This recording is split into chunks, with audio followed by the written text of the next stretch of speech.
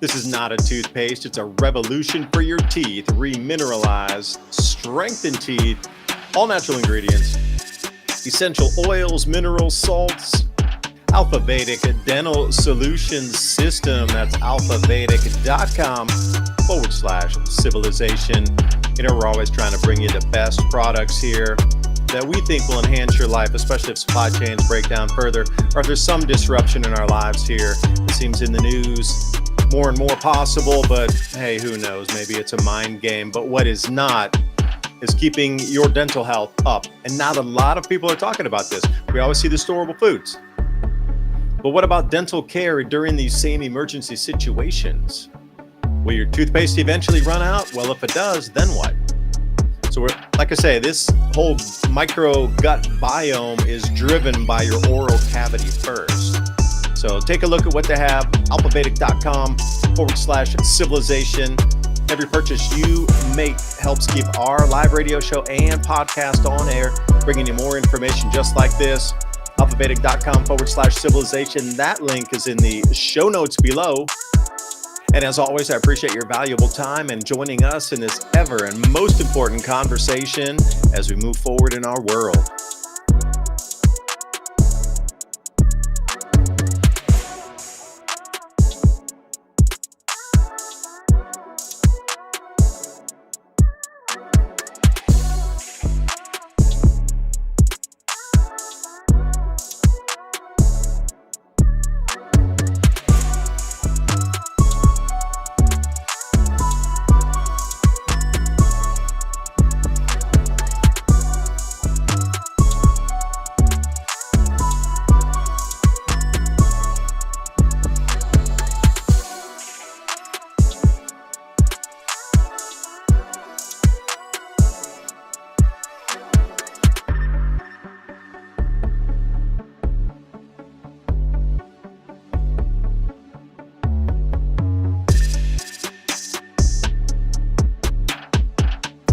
Hey everyone, are you ready to grow your own fresh, delicious vegetables, herbs, and flowers this season? If you're looking for the highest quality heirloom and organic seeds, I've got the perfect company for you, True Leaf Market. They've been a trusted seed company since 1974, offering 3,000 types of non-GMO varieties, everything from classic heirloom tomatoes and peppers to rare herbs, microgreens, sprouting seeds, and beautiful flowers. All those seeds are open pollinated, pure, and perfect for home gardeners or anyone wanting healthy, flavorful produce without chemicals. What I love the most is their huge selection, fast shipping guarantees, plus options for bulk if you're going big. If you're excited to start your garden this year with real, authentic heirloom and organic seeds, click the link in the description box below to check out TrueLeafMarket.com. You won't regret it. Happy planting, and thank you for supporting the channel and this broadcast.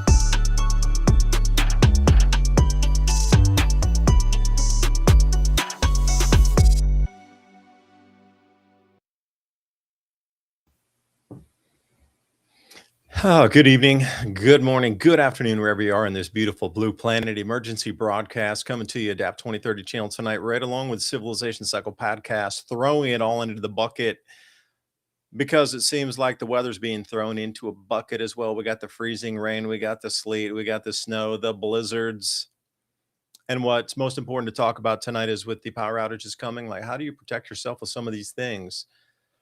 I didn't have enough time to get a full video edited before the live show here. So I'm going to bring you the research I had up to about 8:30 this evening, talking about arrival times, what you can expect, uh, power outages that are expected with this, about how long you can expect to be without power, and depending on how much more north or south this storm were to shift, how much it's going to impact the rest of us. So first thing, talk to the Tennessee Valley Authority today because y'all know I'm over in East Tennessee. So I talked to TVA myself. Scott was very nice. Their media person took me aside for a second here on the phone, and we talked for about 20 minutes. So he was saying that the main trunk lines on those, those high voltage cables that you see way above 100 foot above your head, there, giant tension towers. Those, since the last storms that they had with ERCOT, they now have bulk transmission lines that have heat tracing on them, meaning that they have a line that's going, they have a heating filament that's going along the 500 kilovolt lines. So he's like, that is not going to ice over. That is already meant to be warm enough that when anything were to come onto it, the heat will dissipate and it'll just roll off as water. What he did say was transmissions into localized power grids are going to fail. What he means by that is down here in Fort Loudon, where I'm at. So TVA is the large provider, like ERCOT is down in Texas, or PJM if you're looking at sort of Ohio over to New York, that sort of that generalized area. So you get these giant power providers that have those, like I say, the giant stanchion towers, bringing power to localized communities, and therefore those more localized power distributors then take it out into your community and up to your house. That's where the failures are going to occur. It's not going to be the actual large cables that you're seeing above your head. Yeah, exploding tree alert. That is, and thank you, Taco Banana, by the way, for the buy me a coffee. Thank you for supporting us every week with your kind buying us double espressos to keep going through the night. I got a nice coffee right here to go with you. Working late. I am trying to prepare for this storm as well. Being in East Tennessee, right down in the center of the center here, I'm trying to get prepared myself. So, word on the street here, at least for us, 7 days of power, no power, or 7 days without power. Now, the generally what's being given around in the news is 3 to 5 days with no power. I'm going to run through a bunch of slides with you tonight, give you an update and what you can expect with sleet or rain. Like, how do they define this? But Fort Loudon power is definitely not going to survive through this. If we get any types of, let's say, droplets, and I'm here with Ransom Godwin tonight as well. And let's start on, I got a little presentation for you here. I think we need to, again, this is a video I was working on. So what we can expect here, forecasters are warning of potentially catastrophic storms from Texas to the Carolinas. Now, this is no joke. This is going to be the biggest storm, at least in 5 or 6 decades. It's not so much about the snow. It's about the ice, the power outages, and the subsequent freezing cold that's going to come after that. So anything that drops now will not melt off for at least 4 days. I'll put that in perspective. It's not the lines are going to come down. The lines are going to be themselves iced up with an extra 500 to 800 pounds of ice on it. Those usually 300 to 400 feet is the span. That is going to have an extra several hundred pounds on it. And then you're going to get iced trees falling on that. These lines are going to start coming down everywhere. So the crews, as according to TVA, they're going to have extra transmission line crews out ready, but their bulk transmission cables is what they're going to be focusing on. Your local power provider needs to get on its own. And, we send an enormous amount of our replacement transmission electrical infrastructure to Ukraine. So transformers that we might need if something were to get blown, those are overseas. When this comes down, it's going to take a little while to repair. So the point of tonight's show is please get prepared. We're going to talk a little about emergency preparedness. Ransom's really on the money with that as well. So let me widen this out a bit here. It's kind of, why is it half screen like that? Yeah, there we go. I'll even turn myself off on that. Doesn't matter. Snow, sleet, and freezing rain. This is what people are, a little confused about. And this is what the news is confusing as well. Like they'll throw all these terms at you and be like, oh, there's going to be freezing rain. Oh, there's going to be sleet. But really, what does that mean? Like if you're in some of these areas with the forecast maps, this is what the precipitation coming down is. I wish they would define it more, especially they like throw all these terms out and you're supposed to expect to know it. Most people don't. Snow, obviously, snowball fights, fun, snowmen, roll downhill, sledding, yay. Sleet is this stuff, borderline gruel or grappool, or however you like to call it. It's a European term for it, where the snow turns into little icy balls, but it's not exactly sleet. So there could be another where I could split the hair there between snow, sleet, and grappool. But sleet it comes down. It's almost like hail, but not really, because not coming from a thunderstorm.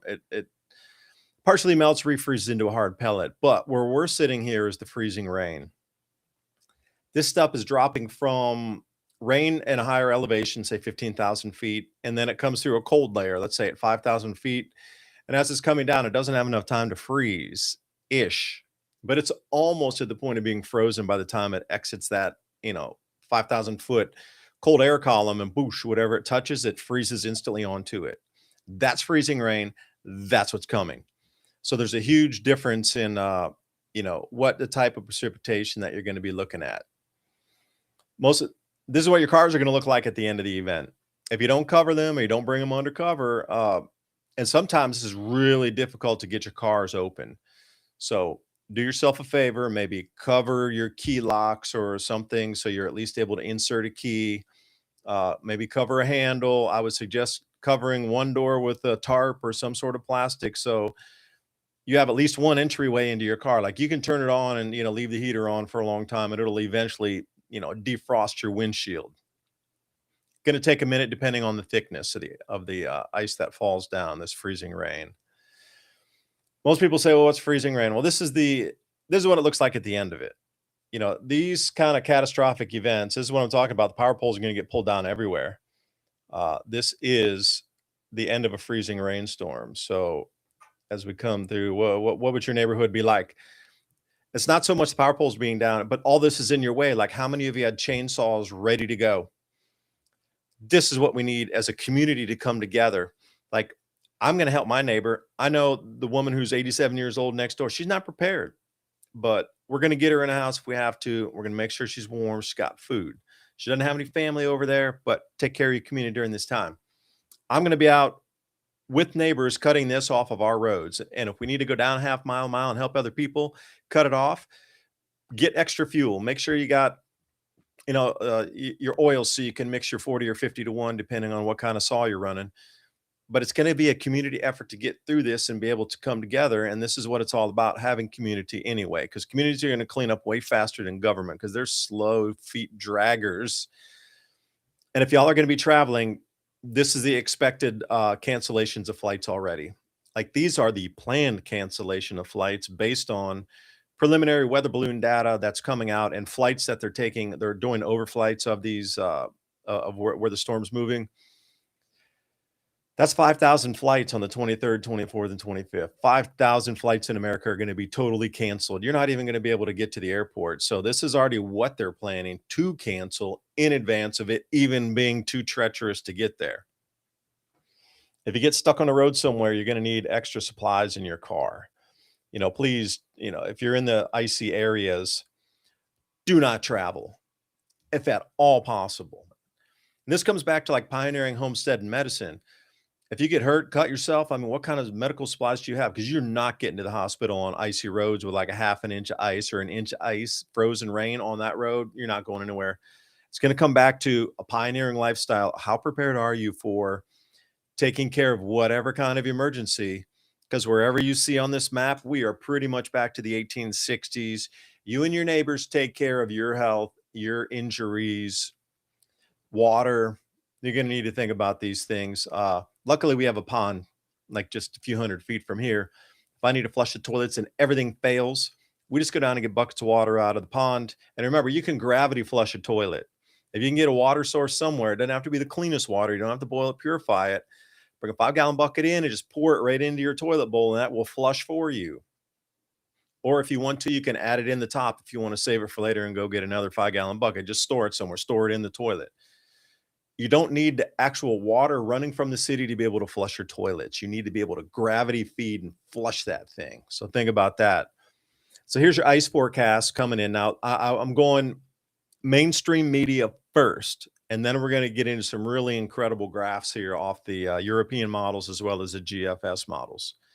And I do thank everybody else out there, the weather forecasters from Ryan Maui, Big Joe Bastarde, Ryan Hall, y'all, shout out, Bam Weather. There's just so many out there that I've been following. Thank you for putting the info out. Ice forecast, anywhere you see these colors, people just aren't going to be able to travel for a minute. It's going to, and then after the ice falls, it's going to be 4 days of below freezing. This is not going to melt off. Now, half an inch is catastrophic. You have major, massive, widespread power failures at a half inch of ice on things. You're going to have so many trees down and power lines literally ripped off the poles. That's going to take a couple weeks to fix. All right. You're looking at a good week. How are you going to keep yourself warm? What kind of food do you have that you can prepare if you don't have like gas, and yeah, if you have propane or whatever. But if you don't have an electric stove, I mean, do you have a generator to plug something in, like a hot plate boiler plate, so you can cook food? We're pulling back in the past here. The Amish, they're going to be fine. The Mennonites, we need to start thinking like them right now. How are you going to do everything without electric? I have a generator. I can fire it up. We got gas. We can cook it up. But if you don't, and how about your headlights? You're going to be running around the house unless you're burning candles. Beware of the fire risk. I got lanterns that are all battery. We can recharge. They're all rechargeable batteries. So think about these things as you move forward too. If you don't have light in your house, how are you going to move around at night? We're so used to flicking on and off the switch. How's that going to occur? So this is the ice steps that they're looking for as we come in as totals here. And that's significant. So Friday PM, this is the progression of it. So Friday PM is going to be somewhere around like southern Oklahoma into, say, northern Texas, Wichita, but then that thing is going to quickly move over to Arkansas. And Ryan, shout out if you're listening up there tonight. Got a buddy of mine living over near there, and he is telling me this yesterday, they were like elbow fighting in the stores for goods, that everything was getting stripped and cleaned out in advance of this storm here. So Friday PM in the evening, it's going to start sort of mid in, past the grow belt here. As we swing into Saturday night, that's going to be into, that area there of Arkansas, southern Arkansas, Louisiana, coming into northern Mississippi, and then it's going to swing over into Tennessee. And this is where we're going to start to see some significant power outages. Again, this is all Fox weather. They're very general in it. I'm over in East Tennessee, so I've seen so many wish-wash. This whole forecast thing is kind of a game anyway. It's north, it's south, it's going north, it's pulling south again. Like we just really, nobody even knows with our high tech where this storm is going to go. Like they're expecting, see that down in Atlanta, Georgia, one of the busiest, if not the busiest airport in America, total shutdown for days. They can't even de-ice the runways. It's going to be so incredible. So, we're looking at some very significant travel delays. So you see where it says Nashville, if you go to a little bit to the right where it hooks up where that sort of grayish is, I'm in that bottom there of East Tennessee, but that has switched 3 times so far into totally covered, not covered, totally covered, not covered. The power outages, as far as I've been told, like some things I can say and some things I can't say, so I'm going to be very careful not to burn my sources on this one. Mountain towns, you're going to be last to get repaired. You better prepare, to the nth degree. You are going to be served last. They are going for hospitals, fire stations, military bases, and all these infrastructures first. Secondly, anybody who's on like a medical list is going to get their line served second. Those in the mountains, I'm sorry to say, you're going to be cut off for some time. Cities, you're going to have to be very vigilant of your security. There's going to be a huge amount of power outages through the bigger cities and smaller towns and suburbs and things. People like to take advantage. And I remember Ransom telling me a story here, which we'll go through. Significant rain is going to now, once at the bottom there where it's pushing up through Atlanta. See, Atlanta's been frozen, not frozen, frozen again many times. So this map is an ever-moving tapestry of fun colors. So pretty much everywhere in where it says severe, significant, basically this entire colored map is where they're going to lose power to some degree for some lengths of time. Now, publicly, I'm allowed to say 3 to 5 days. Expect it. But read between my lines. You are going to need to get prepared. 3 to 5 days is what they're saying publicly. You might want to get a little, more off-grid ready. That's all I'm going to say. Then what's being forecast? It's going to overwhelm the system. I mean, there's only so many teams. There's only so many repair parts. Everybody's going to be pulling at the same time. This thing's nearly 2,000 miles wide. You're going to have, 15 states vying for people who know how to do electrical infrastructure, put it back together, the trades, all the transmission line crews. The parts are not there. That's the whole thing. The parts are not there. We have given them away. So generally, you expect a catastrophic event like this on a localized area. It might be like West Tennessee, northern Mississippi or something. Shout out Danny, Deep South Homestead down there, if you're listening tonight in Mississippi. Wanda as well, you too. Good to see y'all. Widespread, it's usually very localized. So they can bring in repair parts from other locales and kind of focus and funnel it into a certain area. We have not seen anything like this since the 1960s in such a widespread area. And we're just not prepared for this. We just don't have the repair gear for this. They're going to have to fly it in from other countries to get it to us. And remember, some of these are not on the same system. Like if you're using a DC-AC system, they're going to have to rig it to get it to work. It's going to be on the fly, changing of specifications to fit just good enough to get it to work until we can get something else to repair it. That's the level this is going to. And I'm sitting here going, well, this is not acceptable, And I can't remember if I had another slide in there with some deposition of sleet. No, that's it. That's your sleet map, okay? Sleet is that round hail-like substance that comes down. You can drive through sleet. It doesn't cover everything. It's just like, small, tiny hail. That's doable. We can get through that without even blinking an eye. Snow, Southeast doesn't have snow plows, but they can, people can stay home and wait for the melt, all right? That doesn't bring down power lines. This stuff does. So again, this is the European model here, ECMWF. So you can go to Tropical Tidbits, and I encourage you to go. So anybody out there, it's tropicaltidbits.com. That's tropical and like a tidbit of something. Tropicaltidbits.com. Go to the analysis models. You can scrape up the atmospheric concentration. They'll show you different precipitation models there. You're going to want to go European model run. There's like 3 different European model runs. Stay with ECMWF. Go to GFS also for a closer in view. This has been changing as well. It's really gotten super high up on the levels here, and then it's back down again. So this is a significant accumulation amount here. I put these 2 maps together. These were 2 different charts from Ryan Maue. Thank you. You can check them out over on X, and Big Joe Bastardi as well over on X. They have these charts up there for you. Pivotal Weather as well is running a bunch of free charts right now. And Elon is going to be letting Starlink go for free for everybody. So thank him for that.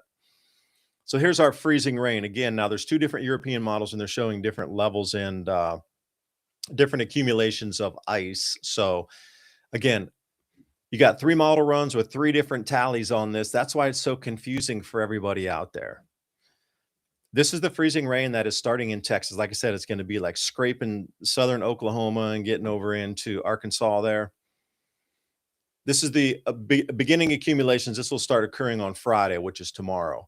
Now, I've seen some model runs pulling it down under, half of what you're seeing here. So these totals in the dark red. I've seen some, the models are all over the place on this. But one thing they're all unanimous on is freezing rain's coming, and it's going to cover an enormous amount of everything. And if we follow these same models out all the way over to the East Coast, then we start to see the mountain areas there. All of you in North Carolina, that were damaged in Helene, you're gonna get damaged again badly right now. Please prepare for this. They're not gonna be able to get to you for some time. 3 to 5 days is what they say publicly, okay? You know how long it took for emergency management services to get up and do anything for you in Eastern Tennessee and also up in the Appalachian areas of North Carolina? It is gonna be a delay again. Please prepare yourselves. You're gonna have to work with your friends and families again. Please prepare yourselves.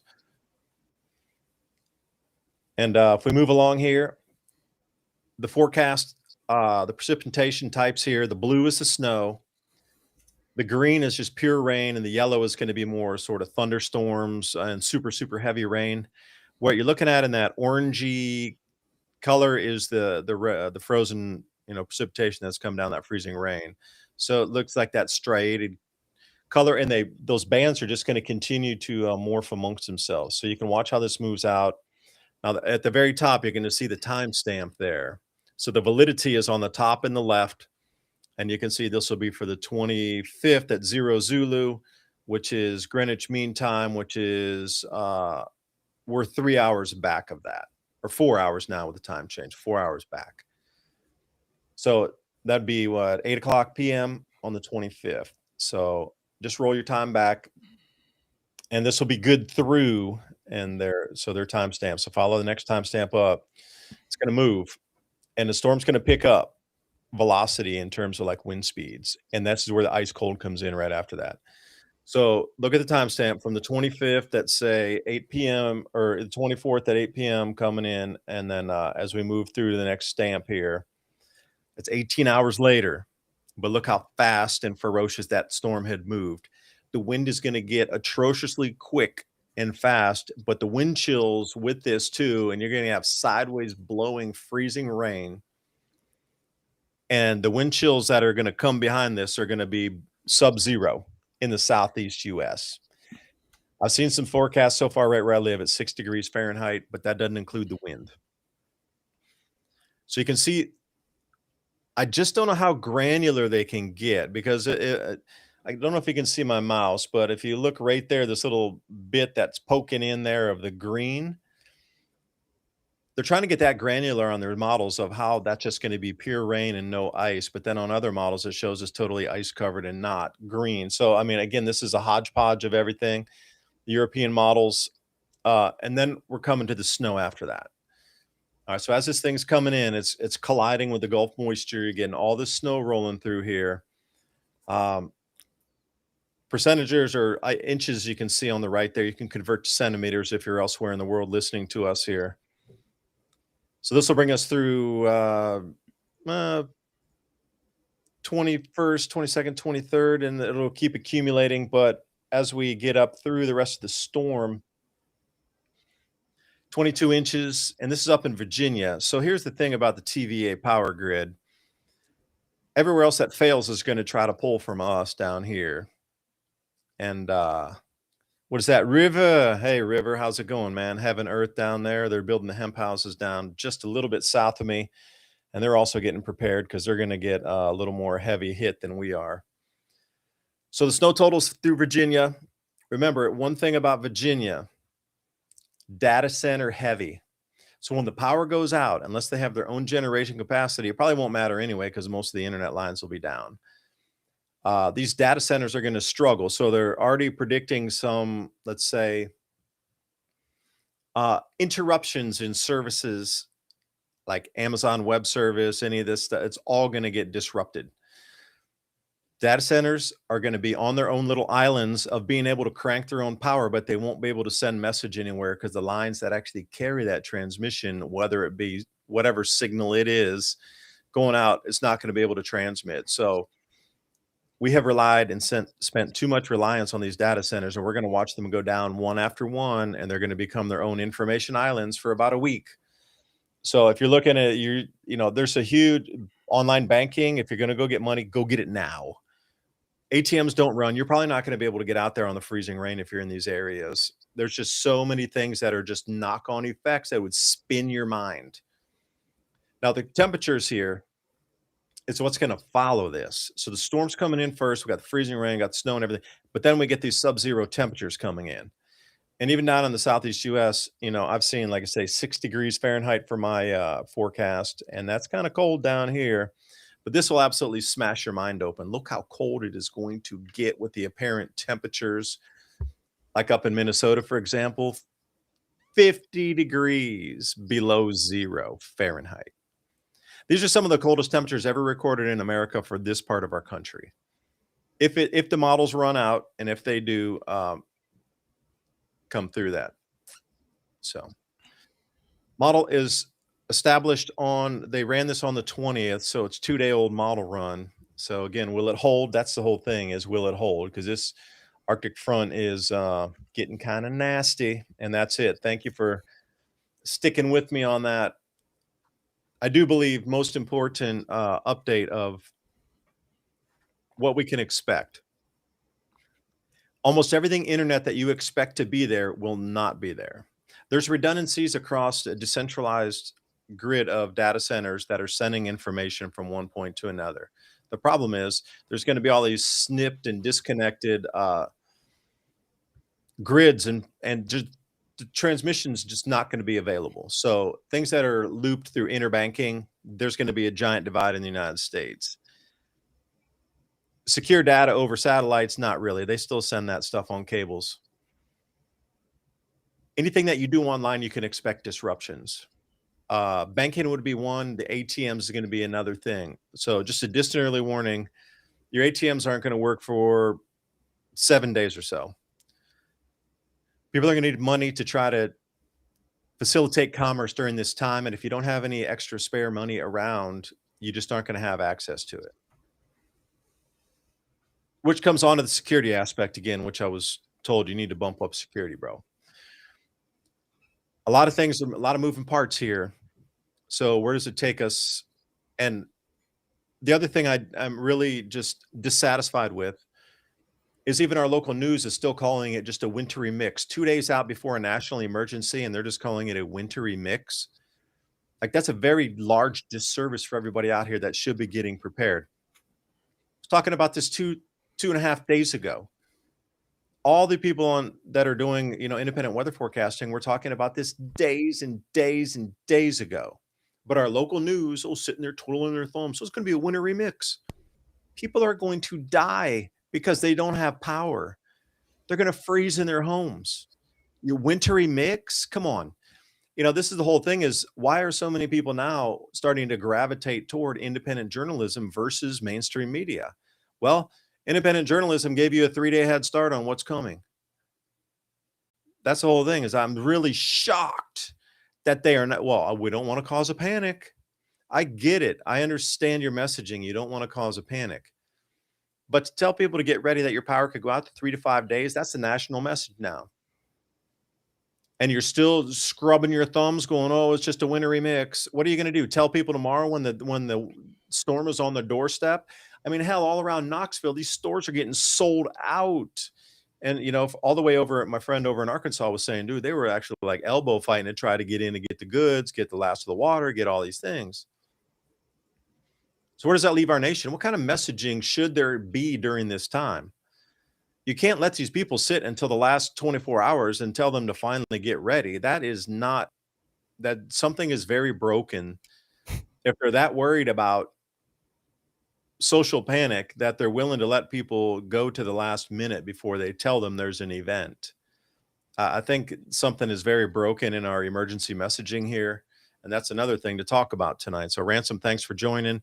I know I hogged up that first 30 minutes, but that was the video I was trying to get done before we got on show here tonight, but it just ran out of time because, the information's just flying. It's all brand new. It's coming in by every 3 hours, the models are changing.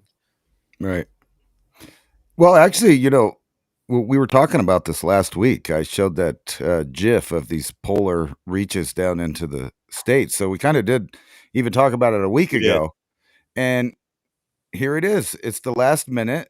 And now the headlines are coming out to try to make people take it seriously too late, like they should have been doing things the last couple days already. But anyway, check this out. Remember all the Kroger stores. Yeah, no, my parents went into Kroger and said it was just insane also. Insane. Right. All right, Venture Sky, good one. Pull it up. I'll pull up some, NOAA and that sort of gov models here in a second. But what do we got? Well, this is ironic because, I was seeing that a lot with the slides you had too. This is just like a typical summer deadly storm. Exactly the way it's rolling across. It starts out in New Mexico. You remember I mentioned that Yeah, you were talking before. about the track of it last time. Yeah, so this is on that same track. So all the places that would normally get hit by tornadoes or things like that are all going to be frozen. Um, just watch this. This is starting on Friday here, and when this rolls through here, you can see it just reach down. But when I switch to the precipitation, this is me over here in this empty spot out in New Mexico, and the mountains right to the east of us is where a bunch of this moisture is just popping up on the map. And into Saturday, that stuff rolls over here and gets up into Kansas and Missouri, Arkansas, and all that stuff. All the same places that would normally get hit by tornadoes are now going to be hit by extreme cold because this is right where the moisture is going to meet. And it's going to track all the way across the U.S. just like that. Here's some from that same Yeah, website you you got were the having. GFS model up there, not the European. Yeah, you're over in Oh, look Tropical at that. Tidbits. Yeah, if everybody please go there, you can get up to the minute data. Yeah, Yeah, so if I start that back over, you see it just kind of pops up in New Mexico. yeah. Boom, And there and it then it goes. Right it is. That's like the North explodes. American monsoon coming from the Baja area too. That switch in Right. atmospheric delivery. And at least this time, at least on the national media within the last day, they're actually, saying stuff. Meteorologists warn Americans may need help to survive. Historic weekend snowstorm. New York City's now faces forecast to get up to 16 inches of snow. Here's another Now wait, one. Ransom, stop for just a second, please. That is a UK publication. Now, I don't know how many Americans are surfing UK news to try to get American warnings here. So that's what I'm saying. This is a complete disconnect of our emergency services and what's really happening out here, and how just memorable this event will be. Just Right. saying it. And then here's another one. I like the terms they use too, because this is the stuff I watch for in pattern recognition all the time. New York could see its biggest snowfall in years, so I've already heard that a couple times. But here you go: considerable disruption to transportation and daily life from Sunday into Monday, and then it gets over here where it really starts telling you what's going on. 230 million people.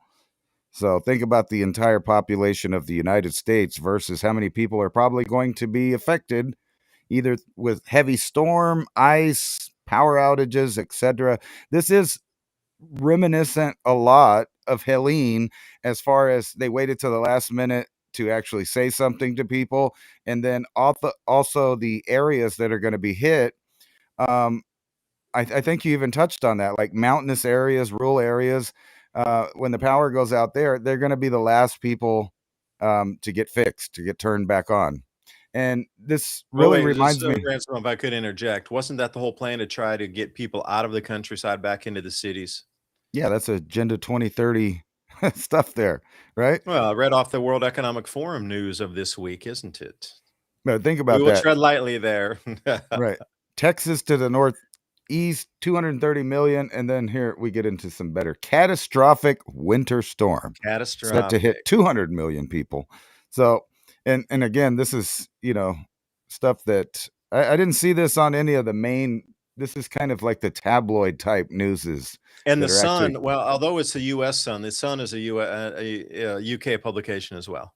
right. So again, why is it our foreign media is telling us Americans about our thing that we're not even hearing about in our own country? This is They're just probably bizarre in itself. they're gonna wait till tonight and tomorrow to start, saying it like on the Weather Channel big time. Oh, now you need to pay attention. Extreme winter storm threat sparks historic natural gas spike. In other words, it ain't just electricity and other they're planning on outages of several different kinds. And when I Hey, was wait, could you scroll down on that article? Do they show you the gas rise? It went from it's the highest, fastest rise in natural gas prices ever recorded in a single session. It went from Mm. like it nearly doubled in price in a single trading day.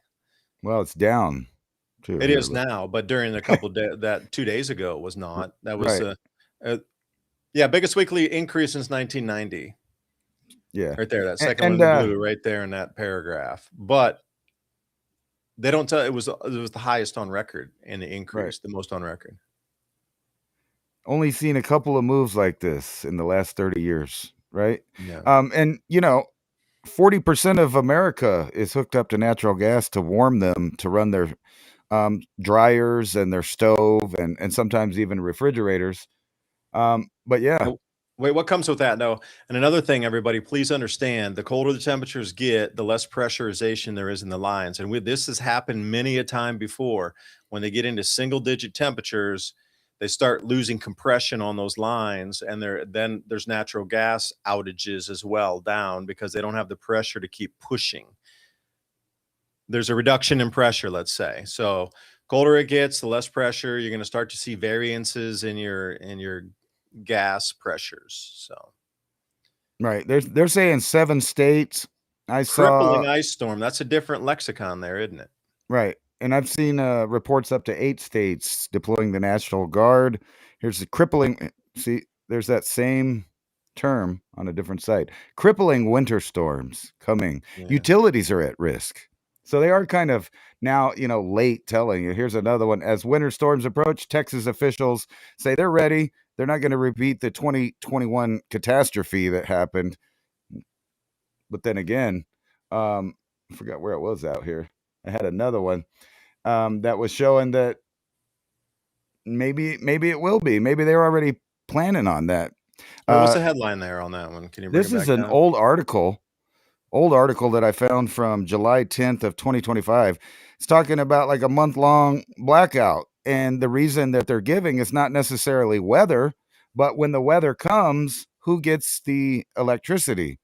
Which in this article talks about the increasing number of data centers and AI needing that energy. So you can, guess if we had some kind of real, you know, catastrophe, maybe a couple of catastrophes at the same time, um, that it wouldn't be just 1 or 2 days that you'd be worried about. You might be out of touch for weeks. Who knows? And we talked about this with the hurricanes before.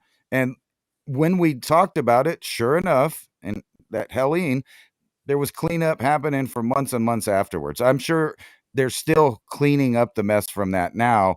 And look how long they were not only out of touch of communication, but no power, no water, no gas, no food, no nothing. And the federal government didn't really help at that time. Maybe they might in the future, maybe they will, maybe they won't, but it's best not to depend on them, especially when, earth based storms aren't the only threat, right? We're having an increasing amount of solar storms right here. What to know about the biggest solar storm to blast Earth in over 20 years? Well, it wasn't actually that big. It was only like It a, was fast though. It was fast. It was up around 12 to 1500 kilometers per second, and it came right. screaming off there. So yeah, and it was one of the highest solar winds that we'd seen in terms of speed, like velocity, how fast it's moving. But Right. another thing, And, could this be used as a psychological experiment to see how people would react on a 3-day power outage, a 7-day power outage? Like after our live shows, we try to keep some metrics. Okay, how many people viewed during the live show? How many people viewed 3 days past a live show after it's been loaded up into Rumble or YouTube or somewhere? And then what's the 7-day totals? What's the 14-day total? What's the 30-day total? So we try to keep this sheet after our shows. Just all right, what are our metrics? Like, is it increasing after a certain amount of time of people watching, listening? Would you not do the same thing? Like, how do people behave after a 3-day power outage? Okay, what about 7 days? I mean, what could they glean from this as they leave places purposely off for a little bit longer just because they can run the experiment a little longer? I mean, I'm not even kidding when I say this. You, as a government, would you not want to know how people react 30 days out with no power? If you had the chance to get that data, would you just blame it on a natural event and just scrape that data? Is that is that too far fetched, or am I out in no. my own little like dark world over here, up on? some sort of cosmic work cloud or something. No, I think that a lot of us in the circle of these topics know that they have not updated or fixed our grid in the proper way that they should. Not only from the sun, but from winter storms, from excessive extreme heat, any of that stuff. And Yeah, well, the that's infrastructure they're building doesn't seem to be for humans. no, it doesn't. And I'm really surprised that this graphic that I looked at earlier was a 24-hour show. It was just showing you the risk impacts of there it goes again. I'm going to say one thing about our webs as well. A lot of our data is hosted on some of these data centers here from the government, but so many people are pulling on these sites at the same time right now. They're actually being overwhelmed with traffic. It's not a DDoS attack. It's actually hundreds of millions of people going to the NOAA website going, yo, where is this danger going to be? And as you take the slider bar forward, which is slower than normal, you can see the different impacts. Okay. This one's available for you. I hope you can see the web address up there. It's wpc.ncep.noaa.gov. Or you could just put in weather impacts, storm impacts, NOAA, NOAA. The amount of disruption that you're looking at here is it just hasn't been seen before in our country. I mean, the amount of disruption all at one time occurring, like I say, usually it's regional where a little sliver of somewhere will get hit. This is everywhere all at the same time. I just don't know if you've ever had like a protocol to be able to dive into something this with. This is not even the deep end. This is off like a high dive in Acapulco into the deep end. Major impacts are coming in.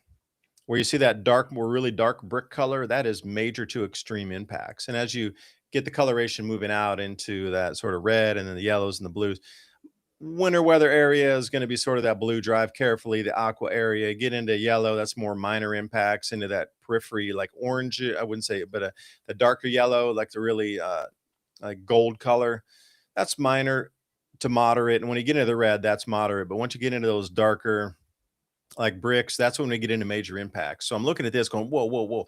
That is a huge amount of area. And see, the thing about it is, I'm looking at it in a different fashion. I'm looking at crisscrossing power grids across America. I'm looking at ERCOT over there, PJM up there from Washington west into Virginia, and I'm looking at the TVA, all getting crisscrossed like a sliced cake here. This is what's so interesting to look at this. Don't look at it in terms of states, look at it in terms of power providers. And you notice how they don't give you any more information, too. They should have if you can get out a 7 to 10 day forecast coming off GFS models or whatever, how is our government not able to go, you know, 3 days out or 4 days out, clean like that, and the delays to get in? Okay, there it goes. Is there just such an overwhelm on these sites that our government's trying to you know, give us information that I can't believe it's this slow, and like, emergencies are coming in and people are having trouble even accessing this information in terms of storms, right? Like here's another one. The no, this is the newest 250 UTC. Remember, you got to subtract some time. So we're okay. There we go. 342. It's coming around. We'll be around 11. Yeah, 4, 3, 2, 1, 12, 11. Yeah, 5 hours difference. Anywhere down here in this pink or this dark purple here, we'll click on one of those. And winter storm warning, ice storm warning, winter weather. And okay, so here's Memphis, Tennessee. And then you go south, you get in Arkansas, Mississippi over there, Alabama's all this way. So heaviest snow. Now, these are things that you normally don't see in the southeast US, right? Especially when you're coming down into what's that, Mississippi here. Like you Right. just don't normally get this kind of, Pretty low. yeah, pretty low, significant levels, elevated ice storms expected. So the highest level extremes like northern Mississippi is just going to get pelted. They're not used to this cold anyway, but nothing's hardened for ice in any of these southern states. So what I'm saying is What they're telling you in the news of 3 to 5 days is what they're telling you in the news. You might just wanna get ready for a little bit longer period of time. Right. The amount of damage to the actual physical lines, it's not like resetting a switch and, doing something from a remote thing because the computer or something is the transmission line's off and they need to reboot some system and reset a system here and there. We are talking about physical infrastructure damaged and ripped. Once it falls off, perhaps it's a simple disconnect, but most of the times it's a catastrophic failure, is what they call that when your equipment's damaged and it can't even be like just rehooked back up or even rigged a little bit to hook back up. Catastrophic failure on the line, which means that they need to put and install entirely new parts to get it to work again. There's going to be, I don't even know how many thousands, hundreds of thousands of catastrophic failure points across all of these lines in these areas. Like the ice storm warnings here, you just don't see this stuff in Alabama, too. I mean, it's just so rare to look at this map. Like you are literally seeing, and this is only for today, this is going to gravitate east. You're looking at literally once in a lifetime, and I would say that, and let's say we live to an average lifespan being 80 to 90 years now, you're not gonna see this again in your lifetime. Unless we're heading into some sort of grand solar minimum or some sort of, magnetic field decline that allows these weather flows to come in, these jet stream flows to continue to do this. There's a lot of sudden stratospheric warming events. It seems like the Arctic air is continually being knocked off this year. Nothing's locking in place over the Arctic anymore. So there's two ways to look at it. Yeah, it's CO2, it's warming the planet, it's causing warm air intrusions in there, it's knocking the polar air off. Or our Earth has established a new magnetic field point, and that is the new North Pole, and it's trying to reestablish itself over and around that. And what we're seeing is a new North Pole being established magnetically. And that's the reason for the continuous knocking of what would be stable patterns off kilter onto the side. You be the judge, and which one would be easier to sell to the public without scaring them would be the question, I guess. Again, it's all about fear factor and continuity of government. There's only two things happening at the same time. You know, I lived through one time here in Alamogordo, where I live in New Mexico, where it generally the most it gets cold in the winter is maybe in the single digits, and that's with some pretty heavy winter, we'll get in the single digits, not up in the mountain, but down in the valley. But one year it froze probably like 10 below for like one day. The entire town had to go buy new plumbing. I mean, everything was shut off for 3 or 4 days because everybody's plumbing was busted. The wells broke, like all of the piping, none of it was built for that kind of cold. And then, you know, when you compare that with another time I was in Arkansas when a ice storm rolled through there, froze the trees, froze the power lines, the power is going out. You couldn't use the roads. They were completely covered in ice. And then it would slightly unfreeze during the day, and then the next night would be worse because it would rain again and then freeze again. So you'd have another layer on top of that. Within the first 24 hours, there were gangs of people with ATVs robbing convenience stores and other retailers. Um, my point with that being, if you have an ATV anywhere in the South there, you're kind of ahead of everybody because you can still travel, especially when it's that really hard frozen ice. That's no problem, even snow, whatever. So you might want to get all of your stuff together. A minute ago, you were talking about those frozen doors. Yeah, and And deflate your tires as well, too. this is what you need for that. I'm not being locked out of my car. The No, I mean, preparation prepping comes in all forms, man. Comes in all right, forms. just little simple stuff like that. And, Hey, wait a second. I got it. There was a comment here talking about Walmart, and where did the comment go to? I can't find it. Somebody said, I'm just going to go down to Walmart and buy a charcoal grill, I can kind of cook out in the afternoon there. And I'm going to get a bunch of briquettes, and then I can put wood in it, and I can get, I'm like, okay. So first of all, I wish the comment disappeared. I can't find it. But thank you for the comment on that. First of all, there's probably one, maybe two maximum at any Walmart. We're if we were in the middle of summer, maybe there'd be 6 or 8. We're in the middle of winter. They got rid of all that stuff. You might have 1 to 2 grills, and they're probably already gone. Secondly, bringing on that subject, cover your wood. Cover your wood. If you have any hardwood, you might even think about burning. You're going to need to cover it because wet wood doesn't burn as hot. It takes a lot of energy to get to evaporate that water. It's going to smoke a ton. You don't want that around in your house or anywhere. You're just going to be breathing smoke the whole time. I've seen an enormous amount of like comparisons and videos of people talking about early homesteaders all the way until modern, camp stove burners.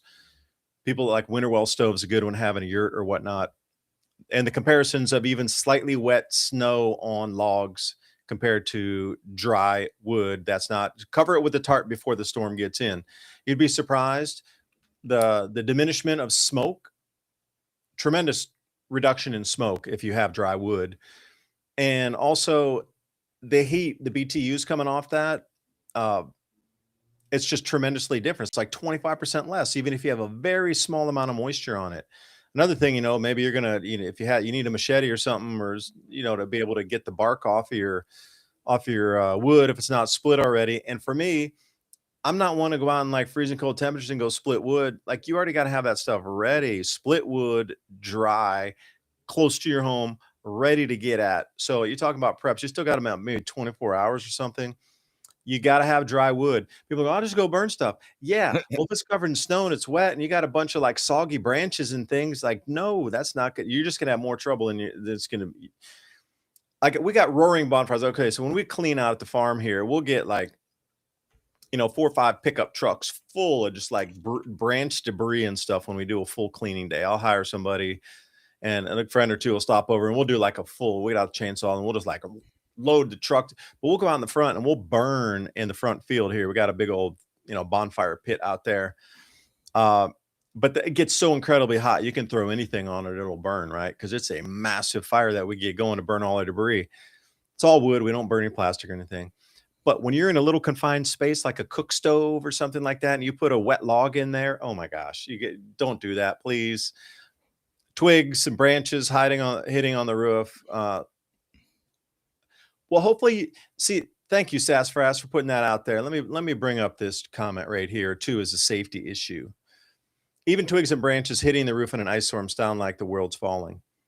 You shouldn't have twigs and branches anywhere near your house off that could fall onto your roof anyway. That you need to do better tree management. I'm sorry. You shouldn't have stuff that's falling off onto your roof anyway. That means the trees are way, way, way too close to your house. Like we cleaned all around here out of fire risk anyway. Right, Because that's we're what I at was the edge about of to the say. forest up here. Fire break, 100 feet or more of fire break from my house up to our gravel road that goes to the back field there. I don't want any trees around this place. I don't want them falling. I don't want them catching on fire. I don't want them twigging onto me.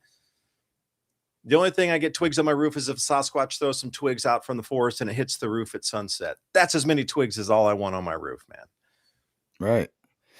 Thanks, And Sassafras. Hey, Sassafras, thank you also for buying us some double espressos over there at buymeacoffee.com/civilization. If you like this, or Civilization Cycle, excuse me, if you like this type of content, buymeacoffee.com/civilization cycle. And anytime I see these comments come up, I'm just like, oh, if your trees are that close, that's just right, dangerous anyway. Yeah, because a windstorm could knock, some big branches off and damage some things too. You definitely dab torch. you know, I was gonna No, say that too. If you got junk falling on your house, then you have a fire risk as well. That's exactly what I was gonna say. Nothing should be falling on your house. Besides that, if it is falling on your house, it starts building up, and that's what causes leaks in your house. yeah. Uh, because it starts rotting and it starts rusting, or what, depending on if you have metal or uh, tiles up there, or shingle, it's gonna mess all of that up. And it'll clog your gutters up too, and that's something you don't want either. Right. Water dripping over, and when the gutters start to get heavy, that's when you get those things leaning down. So obviously, if you see any of your gutters aren't really holding up and they're kind of tweaked off the house a little bit, you might have a blockage up there. But again, that would be related directly to all the debris falling off. Like you go up every year. I mean, get the leaves out of it too. We bought those things you put over so the leaves don't go in there, but still, Right. every, having things up and above your house, falling on your house is not such a good idea, at least in my opinion. Now, maybe some people want the tree cover for shade. Maybe if you live somewhere and it's really, really hot, and maybe you want big trees around your place to like cover and shade your home. Otherwise, I personally, it's fire risk for me. Fire risk. Right. I'm not worried about ice. Fire risk. You get howling winds coming through the valleys here in the Appalachia, and then we get forest fires here. The fire departments here are very vigilant about putting it out, because every time they lose a house to a fire, it's ooh, they just lost their reputation. Like, how'd you let a house burn, man? So they're very their Right. reputations are on the line if they lose any structures around the forest fires, otherwise. But if it's blowing 60 miles an hour and you can't put it out. My trees are bare now, very few leaves. Understood. But if there's any fragile branches, you're actually looking at all the smaller edges of that just come ripping down. I had a picture there in the video at the very beginning of ice covered, very little tendrils coming off of the branches. It doesn't matter. It all covers, and it gets all so much extra weight that it just and it'll snap off. Yeah. I got some amazing pictures in Maryland too after snow, what they were calling Snowmageddon there. I think it was about 2016, of just everything covered in about a half inch or more of ice. Like every limb, even the little ones had little ice. So it is pretty dangerous. And besides that, um, I don't want to say I told you so or we did mention it, but like last time with the hurricane, we kind of insinuated it might be a big deal. It turned out to be a big deal. Hopefully, somebody out there was watching and prepared for themselves. This is the same kind of event. It may turn into a nothing burger, but then again, it could be devastation. Two things. Insurance is a scam. I had a damage claim and they made my insurance go up. Okay, that's great right here to see that. Oh, sassafras, that's your comment again. I was just reading the words. I didn't look at the commenter. So take the clue here. If there's minor damage, please do some of your own repair. Don't claim on your insurance, because once you do it twice, they drop you. And if your home is still under mortgage, you could lose your house. This is a very common thing now. Another way that homes are being confiscated is just dropping of insurance. And unless you're able to get another insurance provider to cover you, they will absolutely take your home. And let me throw this one, Snowmageddon. Uh, Wait a second, where'd that go? Yeah, what's with the title draw here? What's with the title? Draw attention? No, this is the biggest ice storm in probably 60 or 70 years. You're gonna be without power for probably, 3 to 7 days. Just trying to give you the warning, and I had the earlier models up showing you the timing of the progression of the storm from now through Monday, so you could get prepared. You're gonna need to work with your neighbors. That's all I'm gonna say. No, it's not about trying to draw headlines. It's about the event's ongoing. It started right now. So, I mean, it is what it is. We're going to take a short break here. Everybody can use the facilities for the next hour. Please sign up for our newsletter. I didn't have a chance to get it out today. Again, I've just been busy trying to prep for the storm and try to get ready for the show to bring you these updated slides. Civilizationcycle.com, right at the top. Put your email in there. We'll get you 10 bullet points of what we talked about. That way you can keep the conversation going with others. I know this event will be over by the next time I release these show notes out here, but different ideas of what's important that's not in your face in the news. Like, the news is coming at you in many different directions. Okay, but there's some certain things that are being forced down your throat that you can see it. Like, Ransom was very diligent at looking for certain words that are verbiage that's in the headlines, right? But the news that we consume every day, there's a certain genre of it that's being forced and, like, throttled down on you. What's outside that, though? That's making that in turn churn. That's what we try to focus on, and what's outside that, and how do we all work together here with solutions to get through these different changes. So QR code right there, you can scan that, or civilizationcycle.com. We'll be right back in 2 minutes to continue the conversation. We'll see you after the break.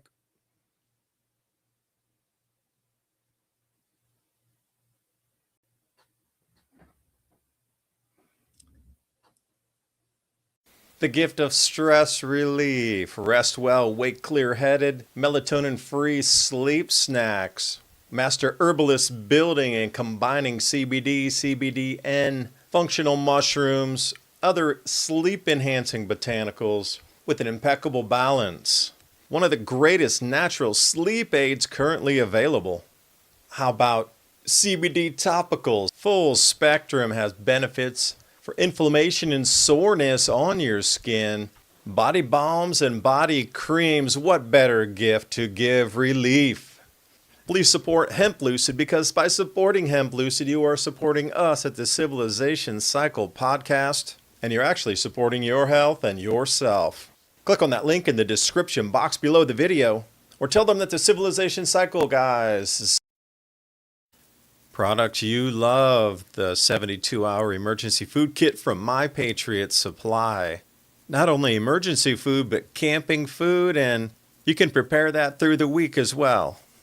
20 delicious just add water meals. Think about creamy mac and cheese, hearty chili, sweet oatmeal. 2,000 calories a day. You need the calories. You're going to need to think and move. And the mashed potatoes, easier to make than oats, and you can add your own flavors. Goes with anything. For less than a couple of takeout meals at a fast food restaurant, get real peace of mind. And a real question to ask, how long could your family eat without leaving home? My Patriot Supply, click on that link in the description box below. It helps the channel. Truth is hard to say and hard to hear. Most people choose silence. We choose to speak. Your support of our sponsor keeps the Civilization Cycle podcast on air and giving us the courage to keep digging. That link's in the description. This is not a toothpaste. It's a revolution for your teeth. Remineralize, strengthen teeth, all natural ingredients, essential oils, minerals, salts. Alpha Vedic Dental Solutions System. That's alphavedic.com/civilization. You know, we're always trying to bring you the best products here that we think will enhance your life, especially if supply chains break down further, or if there's some disruption in our lives here. It seems in the news more and more possible, but hey, who knows? Maybe it's a mind game. But what is not is keeping your dental health up. And not a lot of people are talking about this. We always see the storable foods. But what about dental care during these same emergency situations? Will your toothpaste eventually run out? Well, if it does, then what? So like I say, this whole micro gut biome is driven by your oral cavity first. So take a look at what they have, alphavedic.com/civilization. Every purchase you make helps keep our live radio show and podcast on air, bringing you more information just like this. alphavedic.com/civilization. That link is in the show notes below. And as always, I appreciate your valuable time and joining us in this ever and most important conversation as we move forward in our work. Please remember to sign up for our show notes. With Civilization Cycle podcast, you can learn what to expect as society resets. Agriculture, economy, tech, and history all have mappable cycles, and these cycles affect every aspect of our lives. We can navigate the chaos and thrive together with up-to-date news and information.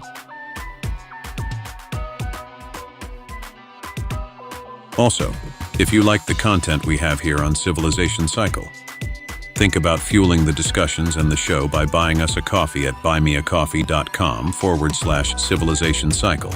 And thank you for all the support.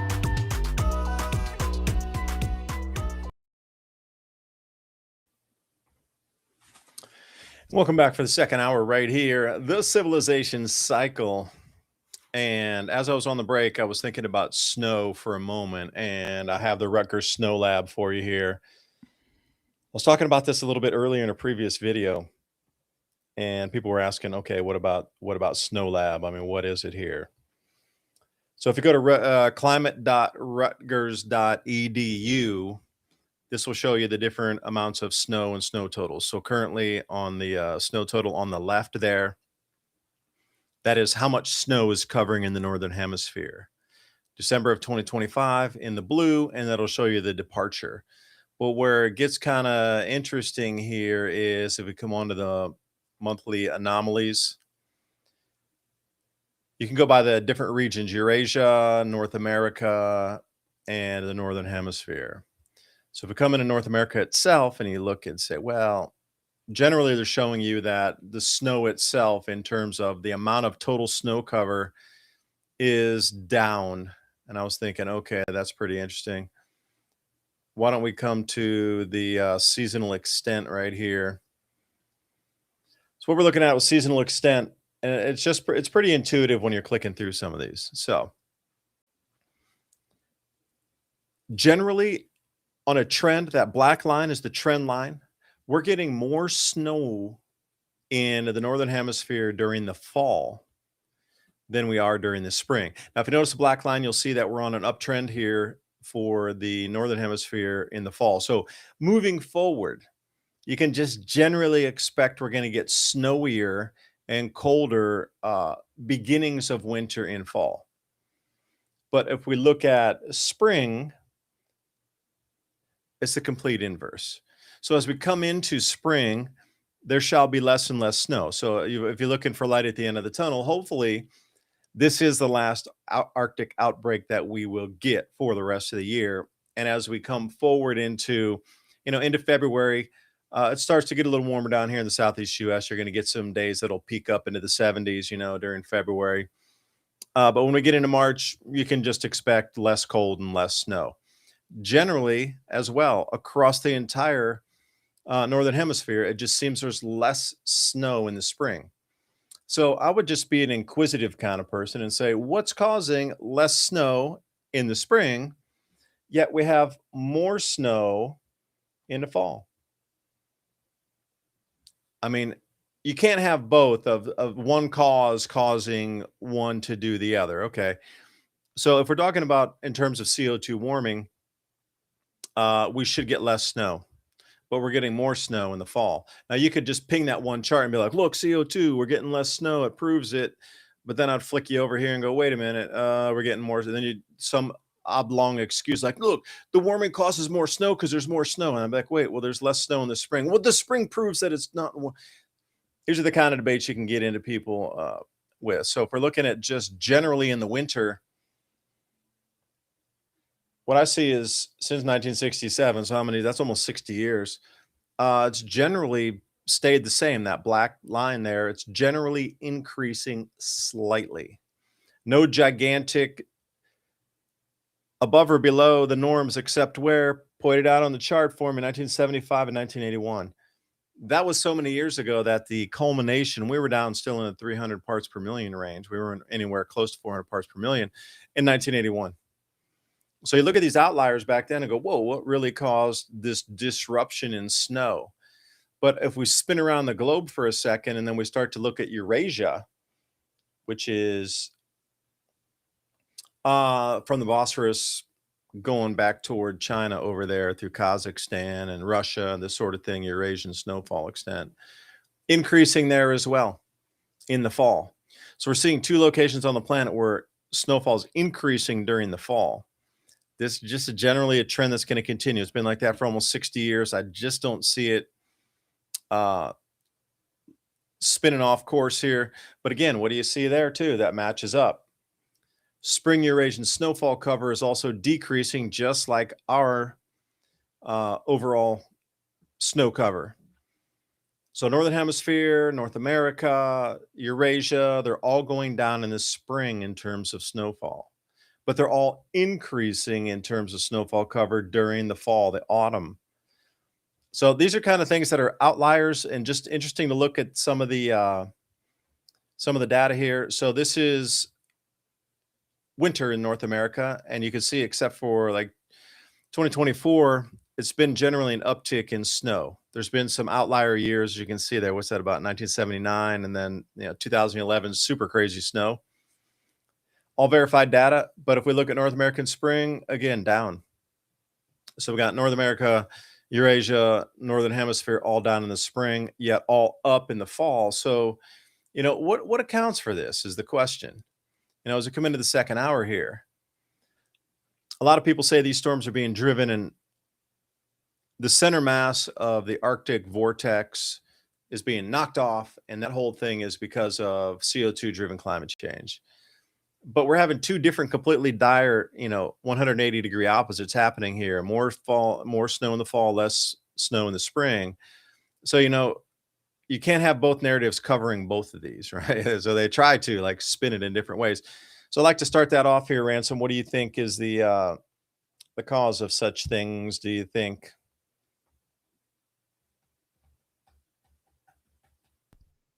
I don't. I think we're just going into a total different long-term cooling cycle. I don't think it's about CO2 at all. And if you really think about what you were talking about there, we're talking about more snow in the fall, which is not going to freeze. I mean, it's not going to melt until spring, where you're not getting that much. But overall, it looks like you would be getting more water for the growing season packed in the ground, which obviously would be a whole nother cycle of growing and different stuff, because you've seen how areas can dry out and then rain for a few years and be like a totally different zone. Uh, like it could almost be tropic if you're down in the south there, if you just keep getting rain and rain and rain, versus years that they will be really dry and have a lot of bugs and fires and stuff like that. It's like I think we're going into a very long-term cooling. Actually, I know that because, the glacial period is ended, and I know we're not going to live for 80,000 years. However, us and our children are going to slowly start seeing things change. And I think that's why they hammered this idea of the term climate change and disavowed themselves from global warming, seeing how the sea level has not risen and there's more snow coming. The ski resorts are loving it. They're saying that there's drought in areas that have, a lot of water. So they're trying to keep this narrative of humans destroying everything when it's quite obvious that the cycle has nothing to do with us. We're just here to live through it. Yeah, this is the explanation I was trying to show. Like they're saying whatever warming is the causation, now that those warm somehow the earth breathes and goes and just pushes everything north magically, and then it knocks everything off base up there. So they're actually those two vortices are in the wrong place actually where they are. It's over Kamchatka Peninsula.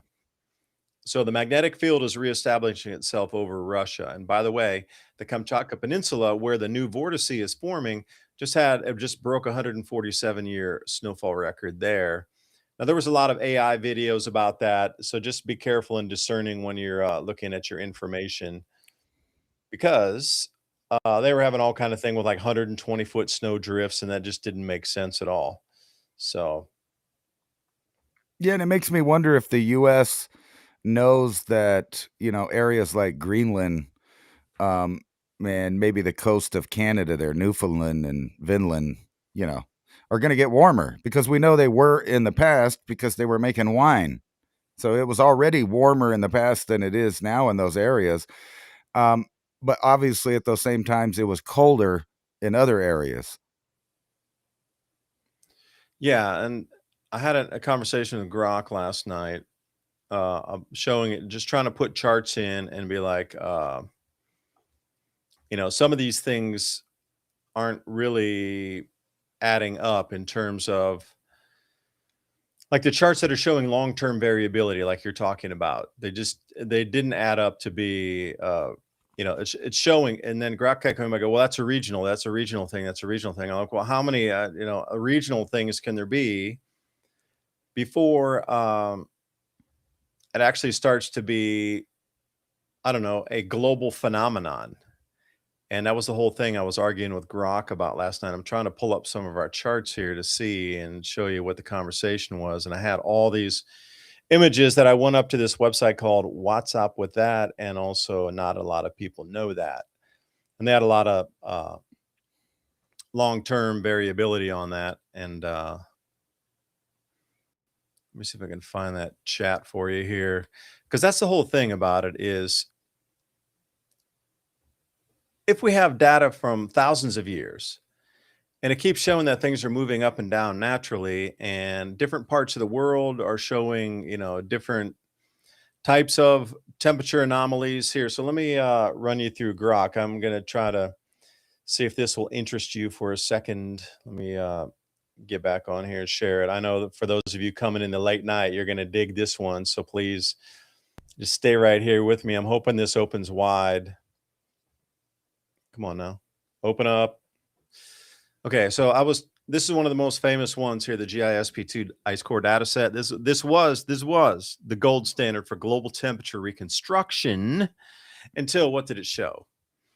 That the Minoan warming period, the Roman warming period, the medieval warming period, 8.2 K warming were all, dare I say, temperatures higher than today. Right. Yeah. Okay. So, and then I was asking Grok, I'm like, whoa, this used to be the one and they did cite this in the IPCC quite a bit. And then after it disproved something, they're like, oh no. And here, what Grok say to me? Oh, it's local, not global. Okay. That ends in the 19th century, before modern warming, 1950. Okay. And then I was like, all right, man, now you're starting to irk me here. And I had all these charts anyway. So I just started throwing these charts at Grok saying, dude, explain this one.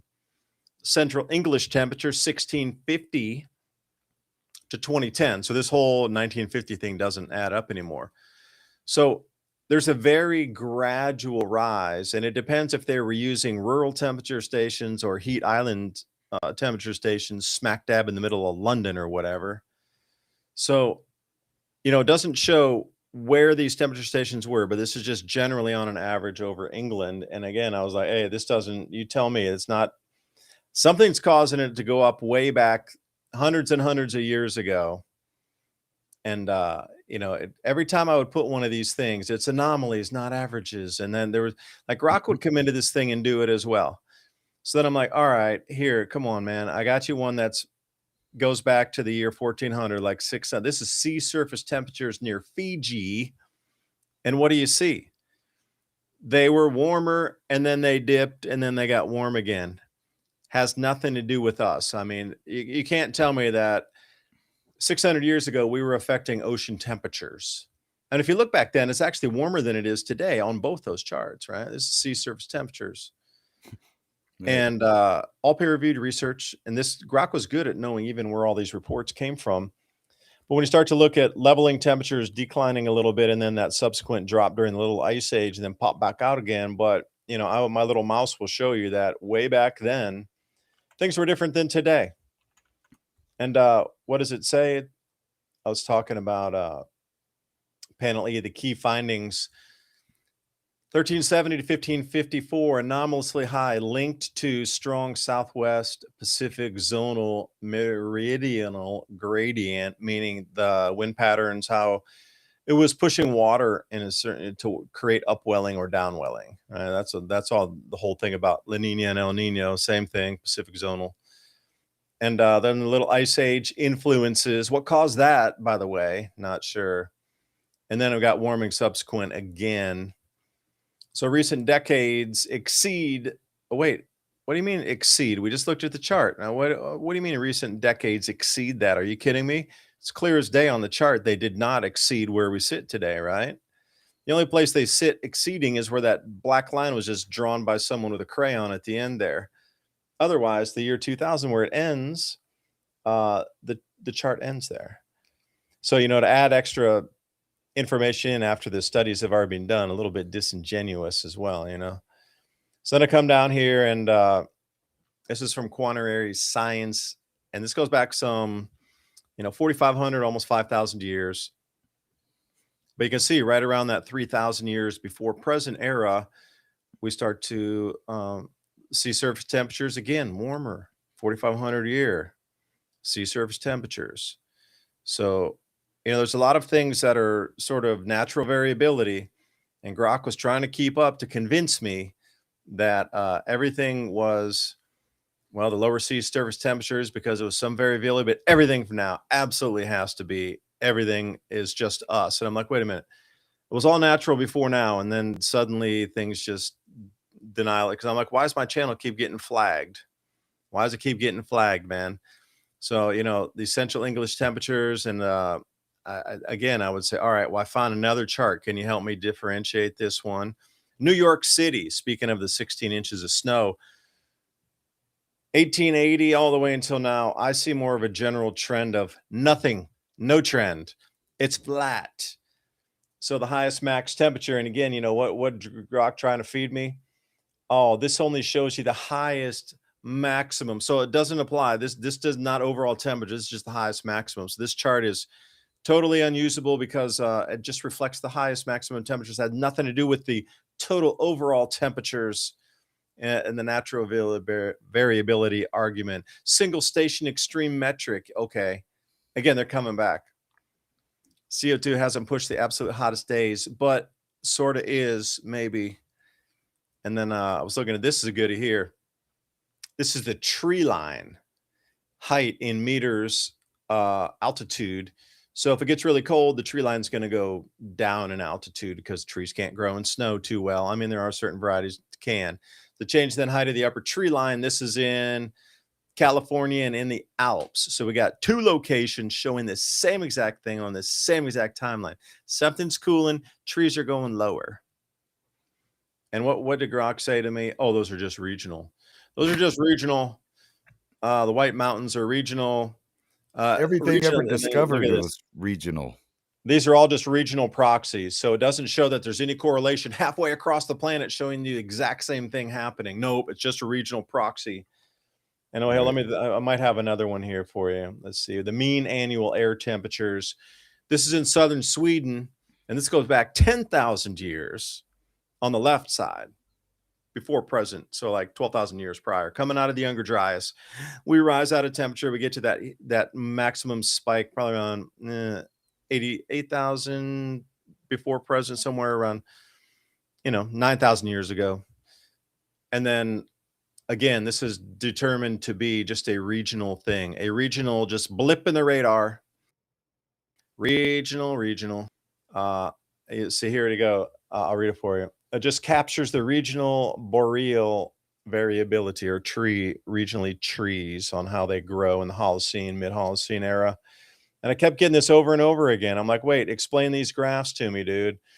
And then it started talking about, well, Southern Hemisphere. Okay, I got a Southern Hemisphere graph for you. You got New Zealand estimated mean yearly temperature since the last ice age. This goes back like 30,000 years on there, 25,000 plus.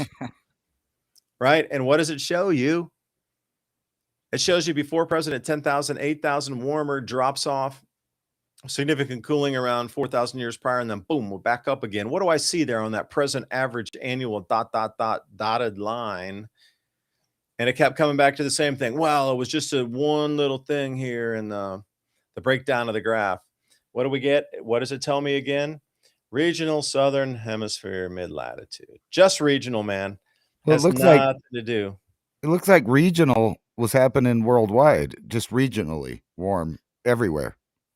Right. Well, that's the whole thing is they keep trying to deflect by it's just regional. But when you start to put all these pieces together, and here's a Berlin station going back to the 1700s, what do we see again? It's kind of flatlined. Right. And it just happens again and again. I get the regional thing, but it's happening all the time, every region. So, I'm just trying to extrapolate data further back.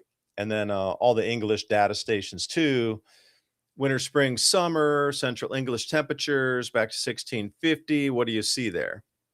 I just see kind of a flat trend. I don't really see much of an up of anything. If anything, you can see some outliers way back around like 1740. Right. All right. And I think I only have one more then. I'll quit boring everybody with my geeky chart thing here. So then I started to argue with Grok, like, dude, you can't tell me that it's all regional. Come on, man. You're lying. Come on, dude. And then I started talking about the next ice age or grand solar minimum. And it starts talking about TSI, and I'm talking about temperature, right? So this is the whole thing is like, why are you showing me TSI when most of the models were showing anyway like 3 watts per meter squared decline with Shapiro variability on that on the amount of watts per meter squared. This matches up with John Casey's research why I always use 3 watts per meter squared drop, because in previous grand solar minima, it was always about 3 watts per meter squared drop. But then it's trying to feed me out with 0.2, 0.4, 0.3. I'm like, and then I asked it, I said, whoa, wait, not even close. It's 3. It's 3. And then it starts to kick back to me. And, I was asking about interglacials and things, but I just don't get it with Grok's supposed to be so free and everything. Like, Yeah, why is it doing that? I got a whole different AI going on in my head than what's going on there. Let's go woo woo with my own mental AI here. Let's do it. Are you an AI? See, Ransom's an AI. So check this out. More evidence that they are basically turning the equatorial lands into the food growing zones. As European Union and a big block of South American nations signed a landmark free trade agreement that's to go the BRICS route and go around the US. But really think about what's going on. They're reducing the population by choice and by mandate at the same time. And what I mean by choice is they're just creating this whole new world. So if you're going to remain in the northern latitudes, you're going to have to get aerobic, and this will make your brain younger. But that's not why I'm bringing it up for health reasons. It's because all over the northern hemisphere they're rewilding areas so that you can't be there. um Here's this big fight in Colorado about putting the wolves back in there. They already put some wolves back there. Trump is trying to stop what's going on right now, but overall around the world in the northern latitudes these rewilding programs are going ahead forward, all the way to the point where they're suggesting they're going to bring back Pleistocene animals. Now, I don't know why you would do that, but if you look at this beast right here, Looks kind of that's not mean. that's going to help you get your aerobics up when you're running from that thing. So you will have a younger brain while you're running from these big wolves, and possibly even dire wolves and woolly mammoth and things like that. But it's going to keep going. These prophets of economic doom are worried about another collapse, and they get into all kinds of reasons about the dollar bubble, the AI bubble, the housing bubble, the on and on and on. Lots of bubbles that haven't burst yet. And then here's the big whammy for the woo woo, right? Shit. Insider warns Bank of England to prepare for imminent alien disclosure by you know closing their bank up. I don't know. There's Wait, leave just that for a one of those second. wild things out there. That is the Illuminati. Well, isn't that the last card in the Illuminati card deck? The fake alien invasion. I think that's the very last card to be played in the entire deck of the game. I Right. really think it is the very last card in the entire deck that can be played. Yeah. So what is it? Confirmed super technology advanced aliens have been visiting the planet for Earth. This is what they're supposedly gonna, tell us. And then supposedly, bam, the markets are gonna nosedive into oblivion, bank fails, bitcoins becomes the new gold rush. So, that's just a rumor. But don't worry about it, because by that time, um, they'll already have you ready to let the authorities right in your house without warrants. We'll just set up scenarios where it becomes precedent, put the, Constitution aside for the new world order of things. Doesn't matter which side of the order you're on. Privacy and freedom of speech, things that seems like are being attacked everywhere. So you won't be able to tell people that you're running from the wolves and it's not safe in your neighborhood anymore. And then, yeah, speaking of silver, Yeah, look at that. um, That's a startling fact here. 25 ounces of silver to get a side of beef or get a beef, and now it's only 6 ounces. You must be, yeah, half cow, half beef, right? yeah, Well, that's live weight cost too. You're gonna have to go pay. You're gonna have to pay to get it processed at the butcher too, unless you do it yourself. I don't know, man. I tried to do a cow that first year that we, and it was just nah. I did lamb. I can do rabbit. I can do. I saw somebody talking about rabbit. Any kind of small animals, lambs up to about lamb size, good. Anything bigger than that, you definitely want to get a processor to do it for sure. Just learn from my mistake. You do not want to be cutting that thing yourself. I didn't have the bandsaw. We lost a lot of good T-bones and stuff, and turned into yikes. minced meat, yummy. No, I'm just No, I joking. mean, yeah, it was good. The Mennonite Amish guys had raised it up. It was clean hamburger, clean beef. Everything was clean, but I don't know if you want to eat that much ground beef. That's all we pretty much eat. That's a staple of the diet: organic ground beef, made in Hmm. 101 ways. No, just kidding. Wait a We've second. talked. Can you go back? Can you go back to that alien invasion thing? Like Yeah, the collapse of the markets in terms of that. What would hold value? Let's walk through the scenario for a second. Aliens come, or it's our own electric gravitics craft just pop out and they pretend it's an alien invasion. Like, what would hold value in the markets during this time if such a thing were to occur? Do The you think? metals. The metals, because even the aliens would accept it as revenue or barter or anything. Anybody in the universe is going to find silver, gold, and the other heavy elements that come out of the middle of stars valuable because of how little amount it seems to be out there. I'll say something about nickels too. U.S. government is going to start, or I shouldn't say start, but they're going to stop producing nickels. Now, I didn't know this either. There's a little fact for you. In a nickel, there's, I think it's 80% copper and 20% nickel in the modern nickel. But if you go back previously, there's actually 100% nickel in the nickels, right? It's like the pennies. If was it 1983 and prior, it was 100% copper. After that, it's a zinc copper mix.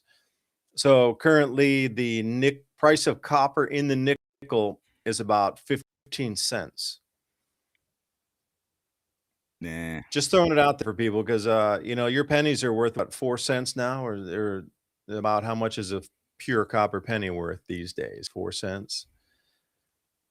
So some people are talking about just getting trash cans full of just that kind of change because in the future it will be traded for its weight far more than the metal value. So you're actually being able to buy a commodity at 3 times cheaper price than you would be and then eventually if you're able to sell 500 or 1,000 pounds of coin that have gone out of mintage, you're not breaking any laws at that point. You're just selling the copper weight, which could be 5, 10 times price higher than it is today. Right. You got to beware now with this kind of stuff going on. Look at that big 100 troy ounces of silver, but it's not really. I know, but that's crazy because that's an authentic Engelhard stamp bar from back in the day, right? And they were Right. so clever to be able to put Yeah, that in there in the center. Something must have been off on the side of it where they refilled it and they couldn't get the camouflage right, putting the silver back to make it blend. Maybe that's how they noticed something was off on it. right. Because that is a real bar. I've Well, seen a fair few of them, and that's a real bar, but they just did something to the side of it. it's probably going to weigh a little bit different too Mm-hmm. for the exact size because they put that other metal in there. But it's going to be hard to run. It's going to be hard to be aerobic with pockets full of silver in the northern hemisphere when you're running from the wolves and things, literally, quite literally, in the snow, in the frozen snow, running. But they know that it's no big deal because you're going to get loaded in a simulation now, so you don't have to run from wolves. Well, I'd prefer to run from the Oh, wolves. that's not even the right one. That's the Civil War brainwashing. So, we'll just skip to Silver's up that. at $99.29. What? Yeah. And you know, if we did have a giant disaster that put swaths of the nation off the grid for quite a while, that might be a trigger for civil war, especially if you have already organized troops deployed throughout the nation, kind of ready for something else, because you can always take groups of agents and reassign them to other tasks. So they don't always have to do what they were intended for. But think about this idea that they're pushing because of, Oh, wait, my bad. Go back to your screen. I didn't mean to jump on you like that. No, that's all right. I was just thinking that, because they're stretching the rules to be able to enter homes without warrants, asking for people with their papers without, a clear, articulable suspicion of a law being broke. So they're going to start bending the Constitution, and you may be for immigration, and that's great. But when they start setting precedent of doing actions that are outside of the Constitution, well, they just keep doing that. So later, maybe if they're coming to your house looking for your gold or your silver, they might not need a warrant to come in your home if they're coming in there looking for something else. Just to put that out there. And then when, let me see, I messed this up here.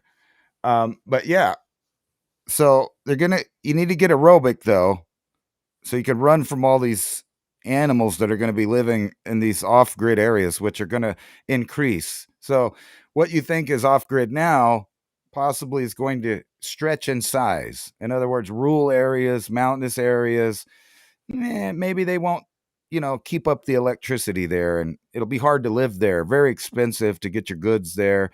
And it doesn't matter anyway, because everybody's, dropping out early, and they're finally kind of admitting that maybe we have a problem, a systemic problem of health in the country. But that's okay, because they're selling all your data, so they'll know who not to give coverage to. And matter of fact, they're making it policy at almost all stores to take your ID for almost everything now. You want a pair of glasses, you want cigarettes, you want alcohol, whatever it is that requires an ID. They're going to stretch that until, it doesn't matter about the age. They just want that scan. It's like crack to them. They got to scan it, put all your information in the system, because basically they're shutting down things as far as the middle class goes.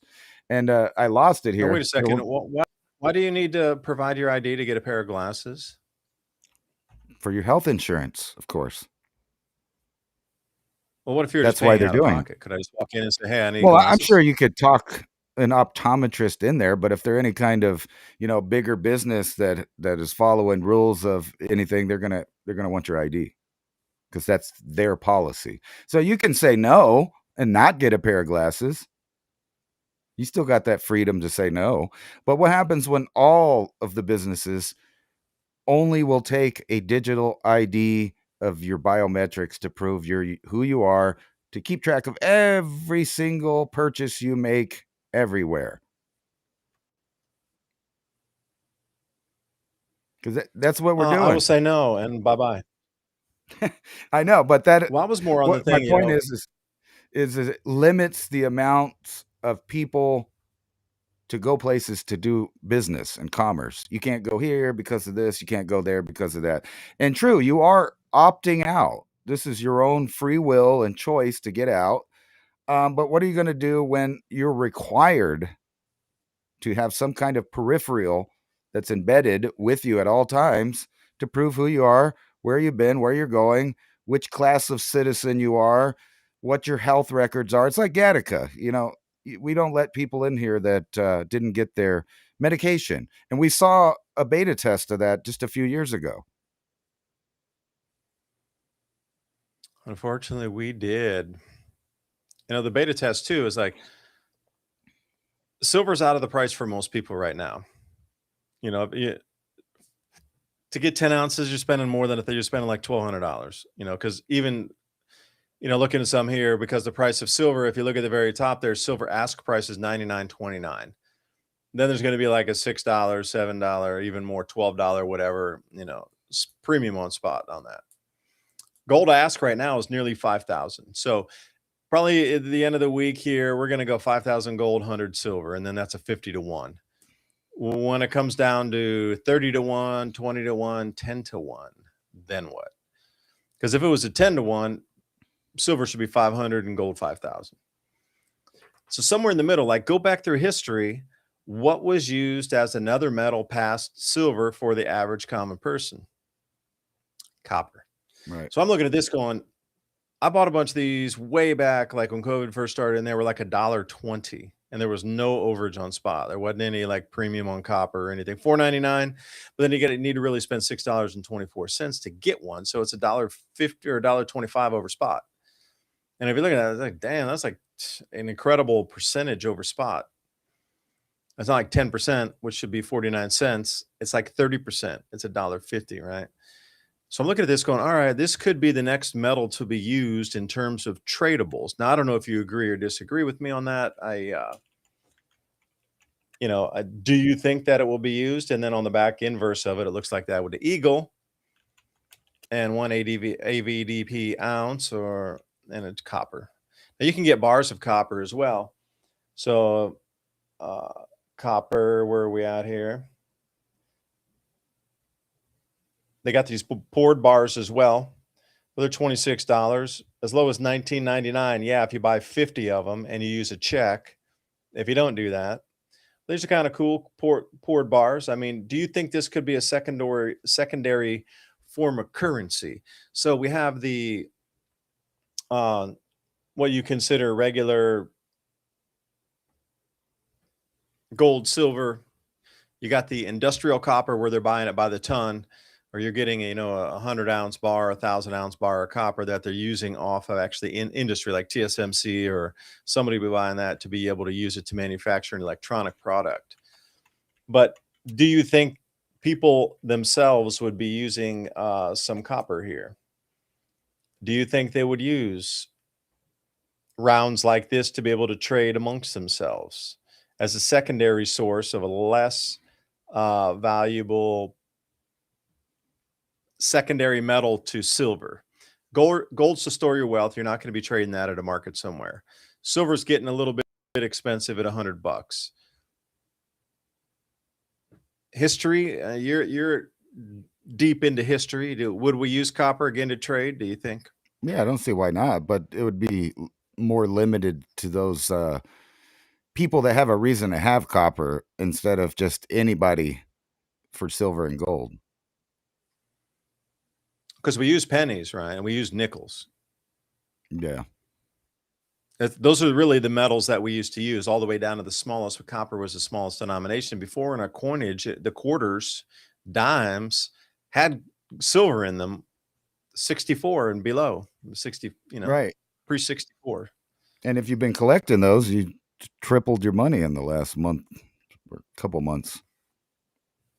Yeah, but that was the lowest denomination. So we went to silver down to the dime, and then we actually had nickel in the nickel, except for the war nickels, obviously, when they put silver, because the nickel was more valuable than the silver was during World War II. Put that in your head for a second. We needed the nickel so badly for manufacturing for the war effort in World War II, we substituted nickel and put silver in it from 1943 to 1945. So if you find those nickels, they're actually silver nickels. So in terms of metal value, you got the silver, you got the nickel, and then you got the copper. So where does it take us from here? And would somebody buy your nickels back after they go out of mintage? Because we're done minting the pennies. So currently it's not a felony anymore to melt down your nickels, or excuse me, your pennies, cut them in half or anything like that. It used to be because you were destroying minted currency from the treasury. Right. But now, since they're discontinued the penny, those federal laws don't follow any longer. They made 10 dimes in 1941. Yeah, when I was a kid and collected some coins, I do remember those. World War II mintage of coins was a little bit special. Yeah, didn't they have like zinc pennies also? They had zinc pennies at the time.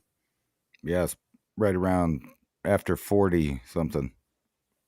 Mm-hmm. So if you would allow me just one last screen here, let's take a look at the silver. Curious what we're on for silver right now. Come on. Where's the silver? Silver war nickels? No, we want eagles. High demand is causing processing and shipping problems. You might want to contact customer support. Yeah, let me tell you something about the red quarter here. You see the red one, the red quarter? Yeah. Why is it red? Do you know? No, I do not. I've seen those though. Yeah, well, this is called the house quarter, the house money. Like back in the day when you actually had to put quarters into the record machine, the owner of the generally like the soda bar or the bowling alley or whatever it was, the soda fountain counter or whatever, they didn't own the machine. It was just like today. They had a vendor come in, they rented it. The guy made sure that there was records always that would come out, the 45 LPs, whatever. But the owners of the stores always wanted music continuously playing. So they painted those red, and anytime that the person would come by to collect all the money out of the jukebox machine, they would leave the red ones behind and give them back to the store owner, because that was the house quarters. And you'll see a lot of red ones. So that became the industry standard for the jukebox industry, to keep the music continuously playing. The red ones for from the owner to just have the music play. Anything else was from the customers, and they were able to keep that. That's why they're red. And you see a lot of red quarters around from that era of the 1950s, and I wouldn't say 60s so much, but easily the 1950s. Just a little factoid, little fact for you there. And what do we got here? Come on now, American Eagles. We'll go with uncirculated, I guess. 2026. See, they say 112 for an Eagle. I'll go with a random year. Cull means they're damaged a little bit. They got some scratches on them and stuff. It's like this one here. That's a cull, but still good enough. It's still silver. Even at that crappy quality, it's still $114 for a single Eagle. 108 now. I'm telling you, it'll be like 200 here in a month or so. Yeah, it is going to be, and isn't that going to be rare and strange? Even the Phillies, or they call them Phillies, is Philharmonics, one of my favorites. Love these coins, man. I really love them. I don't know, something about it. They're just so incredibly beautiful, and the back, they're worth 150 euro as well. So it's actual sovereign mintage, but they're at 110, and then if you want to get 115. So think about that. You can't even touch an ounce of silver under $115. So that's really priced most people out of the market. Yeah, you might be able to want to get 1 ounce round or something, but normally you're kind of done. You're priced out. I know not for everybody, obviously, but red quarters were for the bars that kept the coin local. Yeah, so the bar owner, barkeep, the soda shop keeper, whatever. Yeah, the red ones stayed at the house because they always needed that music going and going and going for free. So they didn't mind that they were playing the record for free as long as the music kept going to draw people in, to put more money in to hear their favorite song. Yeah, somebody said something. I don't know that it's going to be 200. I just keep reading that. I keep reading that over and over again for probably the last month and a half, that it's going to about double. And usually when I read that many people saying it, it happens. I've seen different as high as 700 really pushing off. If they were going to do the amount of money that's out there currently with what the price would be, and silver's trading over 110 in Shanghai, which Shanghai seems to be setting the price for the world. We keep trying to suppress it, and it always seems to catch up to the Shanghai price. Another about 72-hour lag, but we always hit the Shanghai price. So at that point, if we're at 100, it's going to be going up $10 in the next 3 to 5 days. If we're following Shanghai, and so far it's been a really close track. Like Shanghai is jumping ahead of us. Yeah, we might be. So what kind of world we're going to live in if we're $700 silver? Well, good if you have silver. Yeah, but for the rest of people, what do you? Yeah, Alaska Prepper thinks 300, obviously. So what kind of world will that be, where we've hyperinflated away, where silver is 700? Like, what's your daily cost of life going to be? What's your food going to cost you? Well, it's going to keep going up. I mean, that's obvious. I haven't seen it go down, even though they've talked about it going down. It did, but then, other things went up. So on average, it's still just going up for this foreseeable future. It doesn't even seem to matter who gets in office or what they do. Any kind of trade deal would take, half a decade to actually see what's going on. And then side by side with inflation, I don't really think you're going to notice it go down until you start growing it. Yeah, that's a great idea to get some seeds from trueleafmarket.com. That link's in the description box below. Spring planting's coming up. They have a massive variety of seeds. And interestingly, a lot of them are sold out already. Like, people are really getting that message that you need to have seeds to grow your own food. Oh, those cherry tomatoes right there, so easy to grow. Yeah. Way more bountiful, way more gigantic yield than getting the large, beefsteak kind of tomatoes. Way less insect damage on them. The only thing that will really throw you into a tizzy is if they get too much water too quickly, those skins will start to split. Yeah. I know what happens with your other ones, with your beefsteaks and thing, but it happens faster and more with the smaller cherry tomatoes because they uptake so fast. So you're going to see them split, like days and days and days faster than your regular larger types of tomatoes. Cherokee probably got purples or whatever. 50, 60 pounds of those this year. Easily, man. Aren't they the easiest thing to grow? And they just vine off everywhere, and everywhere you walk by, you're Right. pulling. You can't. I use my shirt, and I got to lift up my shirt and like drop them in and use it as a like a kangaroo pouch to harvest all those off. Man, Well, they I every had time. what was really cool about them is I had a small enough patch that I could cover it with a tarp when the first freezes came in, and then by Mhm. the next day it was 70 degrees, so I stretched that all the way into December, my tomato plants. Just like really micromanaging the temperature on them.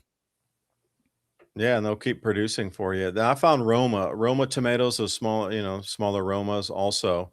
Just a step up from that, but not nearly as large as the commercial, red hamburger sandwich tomatoes. Just massive output. Hey, is that Diamond from the Is that Oppenheimer Ranch Oppenheimer. project? Diamond, what are you doing, my friend? Haven't seen you in years, man. Yeah, you were showing some of his comments a minute ago. I was Yeah. gonna say, if you just don't want to grow the garden, you can always go the buy it in a bucket route, so you don't have to worry about it. If you're stressing about growing stuff, I found though that growing, at least this year, I didn't even really try that hard, and I filled up a second refrigerator with squash, chilies, tomatoes, all that good stuff. Very easy for me. Yeah, I was watching somebody's program today. Forget her Appalachian Prepper was her channel, and she was saying the same thing. Silver's getting a little bit pricey for a lot of people, and then she's always getting these comments talking about you can't eat silver, you can't eat gold. And she's like, all right, well, why don't you go get some storable foods, like some storable tins of beef and stuff, and actually use food as your currency. You can eat silver. You just have to trade Colloidal it. silver. We need some here, for example, hold on, I got one right here. This Keystone here, this is good until the end of the year, December of 11/3/2026. So we still got another.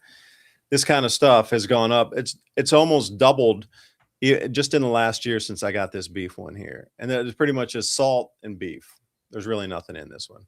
Same with the chicken and the turkey ones. It's just very simple ingredients. Beefy. Beef, salt, beef and sea salt. That's all that's in here, literally beef and sea salt. But she was saying, like, get this as your currency. If these are $10, they're actually a little more now. And we try to Man, label the tins too, like, all right, 2026. So you already know it's coming up. And then you look on the back and you go 11/3/2026. So it's still good for another whole if the year. power was out for 2 weeks, somebody would trade their grandma for that can of beef. They certainly would. And she was saying, this is your new currency. If you're complaining about silver being too expensive, go buy a $10 can of meat, a protein meat that's $10 that lasts 3 years or more. And this is your currency that you can trade in the future because this food is going to continue to go up as well. That makes some good home protection too. Why, you just line it up and the AR round won't go through it? Is that what you mean? Nah, man, you just throw a can of refried beans at somebody, it'll knock them out cold. I know, yeah. Oh man, you could gouge somebody heavy with this one. Damn. No, hopefully, we don't have a bunch of blackouts, but I see that that's probably going to happen. And there's always pockets, even if it ain't a major catastrophe, there's always pockets of people that were ill prepared and suffer. So hopefully anybody in the path of the ice has enough to, last at least 3 or 4 days. And honey, always tradable, man. Anybody will trade, especially with the comb. Are you kidding me? Like this is honey from our local Amish farm. Like this is as good as gold too. This is, if you're thinking about tradables too, if you can come up and get jars and jars of honey like this, and this one's actually starting to turn a little bit into that crystallized honey, which I really like too to spread on things. I mean, think about what would you trade for honey and beef and a protein source? I mean, this is definitely value in itself here of these two things. So, put it into context. What would you trade for that? I mean, how much would it be worth? Far more than it was when we bought it, I guarantee you. 5 million. Now, here's Diamond says 5 million without power by Saturday night. Yep, here comes the experiment to see how long American can last without devolving into anarchy after the power goes out. Again, I would, not being on the woo side too much on the woo woo, even though it's a little bit late at night. What if this is an experiment that was allowed? There's no culpability. It was a natural event. It was just an ice storm, the biggest one in 70 years, not our fault. But would you not glean an enormous amount of information off of the Dokkan, of course? Would you not try to get a huge amount of information of how people would react during this time? It's just we're coming into a food lean period anyway. What? Right. Just let it run and see what kind of info you can get out of it. You Can you know, make that larger again? My eyes are bad with I can you wouldn't make even doubt that there's some nerd in a think tank somewhere that, just studies the little grid failures and goes, "Oh, well, that's what they would do during an EMP between this area right here and this area right here. Just look what happens." Okay, so Anyway, Dokkan 3, isn't this you told me before, this is the one where people order pizzas, right? that's right. There's an increased amount of pizzas being delivered to the Pentagon as we speak, raising the level to Dokkan 3, increased in force readiness. Um, in the headlines though, um, besides this, we're all ready to rush in a couple places, evidently. Trump says massive U.S. military fleet is moving towards Iran as he issues ominous warning and says we're watching very closely. But at the same time, just like as we predicted a couple weeks ago, the U.S. is actively seeking regime change in Cuba. And we saw that coming. Oops, We see it coming everywhere, right? I messed it up. So we saw this ice storm January 22nd, 23rd of year 2000. So what happened at that time? I don't know. And was it as widespread as it is this event that's coming here that's going to be, well, I know they maybe exaggerate, 2,000 miles long. But National Guard activated in 13 states. You had 8 states. I'd seen 13 states that they're already activating Guard for this thing. Please remember, if you got your four-wheeler out there, deflate the tires a little bit. It's almost the inverse. Like trying to drive on sand. You want to put some air out, get some air out of the tires. Same thing. So I don't know. Best of luck to everybody in their preps. Diamond says 5 million out of power here by Sunday night. Again, out of power, but the key factor is how long. That's a 5 million person experiment to grab a huge amount of data about behavior patterns, whether it be working together, whether it be uncivilized behavior, whatever way you want to look at that. Like you can get so many data points out of this. And then what happens if there was an actual EMP where power goes out for 6 months? I mean, you could already get some of these baby steps on it, right? Get ready. Get ready, indeed. Get the blankets Everybody, out. please prepare yourselves. No, this really isn't any joke. I mean, this is going to be a major disruptive event here. Travel, that's one thing. You can ticket. But how many cars are going to off the road? How much are our insurance premiums going to go up because there's going to be so much damage? So much damage. If you see somebody stranded on the road and you have a chance to help, or if you have, please get with your neighbors after all the trees fall down or all iced everywhere.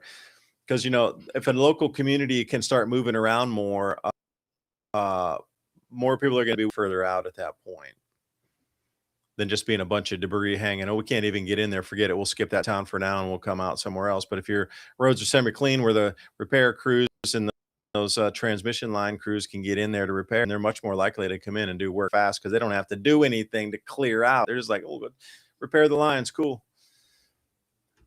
So please remember, help your friends, family, your neighbors in these times of need. You might make a best new friend by helping somebody. Who knows? The world's full of possibilities. Anyway, I appreciate you listening to us tonight. Keep your eyes on the forecast. Remember, tropicaltidbits.com, pivotal weather, Ryan Maue, Big Joe Bastardi, Ryan Hall, you all. And there's a whole bunch of others that you can take a look at out as well. So until next week, sign us off. Sign us out of here, Ransom. Well, I was hoping millions of you guys would get out in front of the storm and protest the ice that's coming so that, they won't go into your neighborhoods, the ice. Because the ice is going to be everywhere. You think they'll protest that ice or just go in? Millions of people donating to buymeacoffee.com/civilization cycle. Sweet. No, I was just joking. Maybe you guys should get out there and protest the weather coming, the ice. It's going to be mean.